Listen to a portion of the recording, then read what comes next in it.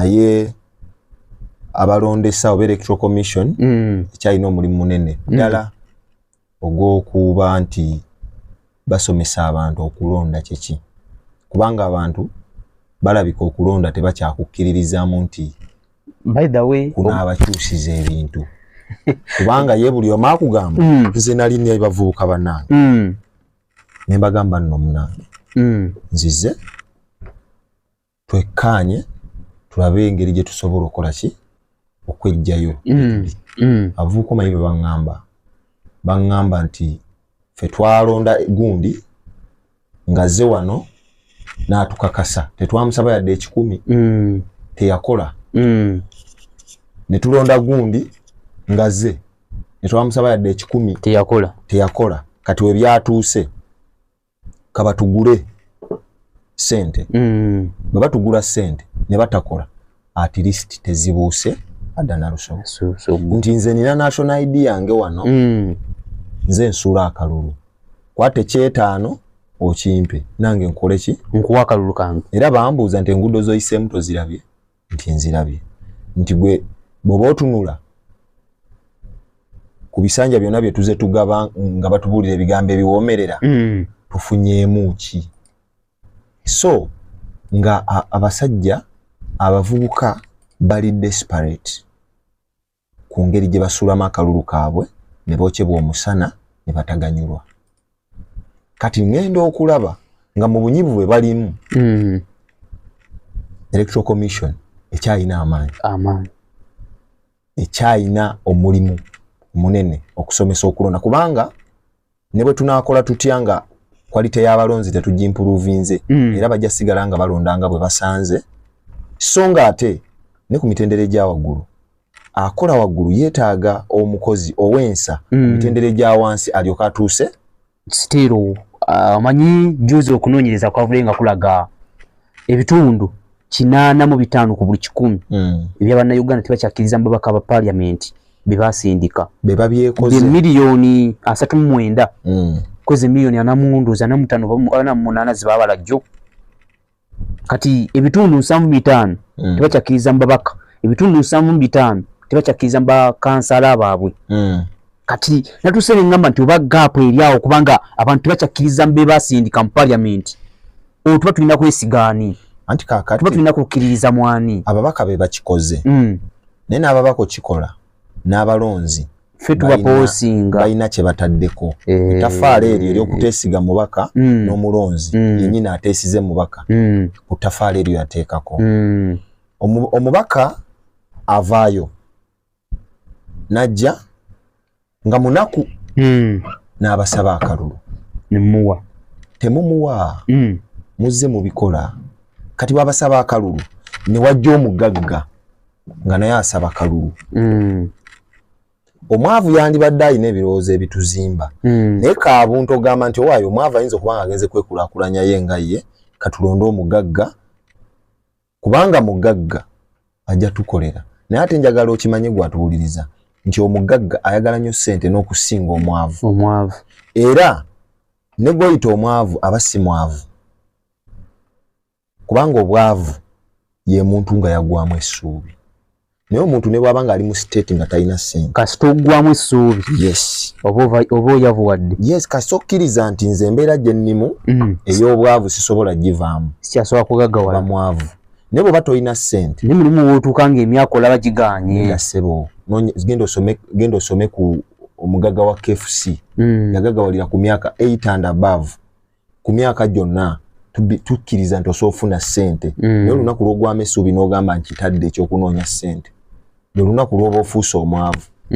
so in fact obwavu is a state of your mind my mind nze kyendowooza kati ababaka bano bajja mu maaso gammwe ku lw'okuba tali bulungi ajjidde ku booda oba ajjidde ku bigere oba oli awo ajjidde mu mmotoka nkadde omulala n'ajjira mu zino ez'amaanyi ajjidde mu Ford ajjidde mu TX-V8 ne mumulabanga ow'enkizo gwe mugenda okulonda abakulaakulanye naye nga ssente azaagala n'okusinga mmwe kati najja ne mumulonda talina manifesto talina byabanyonyodde byagenda bakolera n'agenda mu parliament n'atuukayo n'akutula bukutuzizi ddiiro ezipazizi kubanga bwe yali akuba campaign engeri gy'ate alina manifesto yabayiwamu nsimbi ye yakwata miliyoni 8 n'agamba ku buli kyalo ngenda lekako abakyala 4 abaami 4 n'abavubuka ameka 4 kekamu 2 kati ku buli wayimirira stage alikawo miliyoni 1.2 bugenda okuziba nga kituufu mu muyimba nti atuwadde naye mumala omuyimba nti atuwadde ezo sente alina ziza ng'agenze mu parliament era ekisanja ekisooka mu myaka 2 buli ddire musala maaso ne bwe y'abantu be tasobola gibatuusako kubanga ekitegeeza wano mu process y'okunoonya akalulu akwata mu nsawo y'ekingi nga watuuka yalina kusobola kusasula mabanja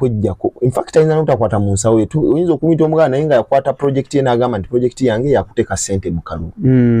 n'akwata sente miliyoni 5 8 n'azisigamu in fact kankubuuze abantu bafiirawo mu kalulu kitegeeza ekisanja katono ekisanja ky'omubaka eky'emyaka 5 kirimu 1.7 billion biliyoni emu obukadde 7 naye gwana alaba ng'omubaka afiirawo ng'ateekamu akawumbi kiba kitegeeza kyekino kye nagambye nti ababaka bali abaatuulanga ku budget committee ye ng'akimanyi nti bw'ayitamu ajja tuwa ku budget committee akutule ddiiru gy'akutula musologo mwe kubanga mwasanga omuntu mugagga ne mumuwa akalulu kati kajja abagule ku bibanja kwe muli abatunde akutule ddiiru abagobeko kubanga mwe mwasalawo mulonde mugagga mwasalawo nga bwe mwasalawo temulina kyamukolera kubanga eyajja ng'abagambye nze omu ku mmwe era nga munammwe mwakirabanga munammwe nnyo atasobola kubatuusiza ddoboozi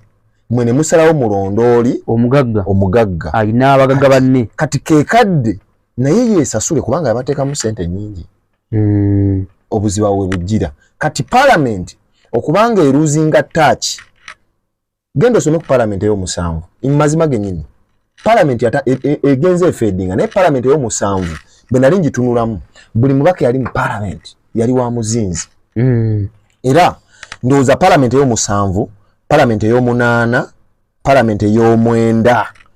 parliament ey'omwenda awo abantu bwe batandika okufuna envuuvuumo ebiseera biri abantu tebakolanga ki tebaatenganga sente mu kalulu wamala ng'osoma ekyalo ne kituula ne kikkaanya n'abantu nti munange mutabani wa Zebiddaayo yakoze ki yamaliriza okusoma naye engeri gy'amaliriza okusoma omwana oyo nze mbadde mulaba aso tukulembera bulungi kalicho leaders abennono ne batuula ne balondamu ani agenda bakulembera ne bafuna omwana oyo in fact ne bamugamba tugenda kutuma otuyambe okole ki abayambe nga bo abayambe be bamulonze oba bo be bekozemu omulimu tugamba bekozemu omulimu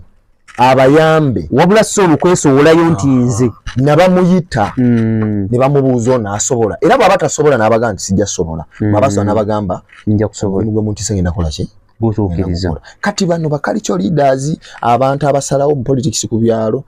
ne balyoka bakka mu bantu ne bagamba nti mumanye ekiriwo mutabani wa gundi yagenda otukiikirira mu parliament mbadde nsaba bwe tuba tulonda oyo gwe tugenda olonda abantu bwe batebagendanga mu parliament talina pressure nti yalidde nguzi talina pressure emulisa nguzi wabula akimanyi yagenze kuweereza abantu leero si kyekiriwo omukungu agenda n'ava mu kitongole ekimusasula obulungi n'akwata sente zonna n'aziwa mu kalunze naye omukungu gwe mmanyi yava mu kitongole eky'amaanyi nga kimusasula bulungi n'akwata sente n'aziwa mu kalulu ekituufu kiri nti yawangula naye nga bw'olaba waava ne wadda ng'olaba omusaala gy'avudde wabadde omusaala kati kiringa nze okujja n'oŋŋamba nti CEO